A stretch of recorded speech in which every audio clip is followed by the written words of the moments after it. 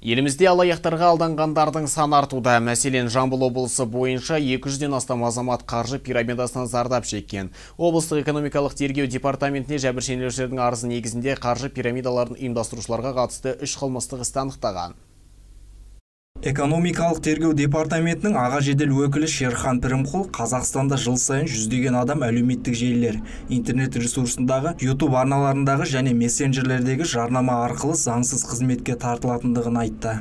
2023 жылы Жамбыл облысы бойынша экономикалық тергеу департаменті қаржы пирамидалары ұйымдастырушыларға қатысты зардап шеккен адамдардың өтініштері бойынша 3 қылмыстық іс тіркеген. Барлығы 200-ден астам адам зардап шекті.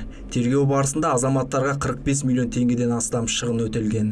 Қаржы пирамидалар әрекеттерін Жамбыл облысында 200-ден астам азаматтар зардап шеккенін анықталды. Тергеп-тексеру барысында департаментпен қабылданған шаралар нәтижесінде зардап шеккен азаматтарға 45 миллион теңгеден астам келтірген залал өтелді. Департамент келтірілген залал өтеу және ұйымдастырушылар алған қылмыстық кірісті анықтау үшін барлық қажетті шараларды қабылдауда.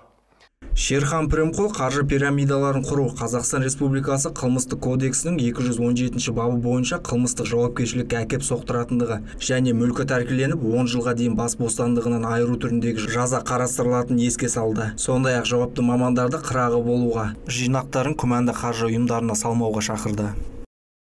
Қанат Күзберген, Эльмира Сапар, Эльдар Түстікбай, 24 News.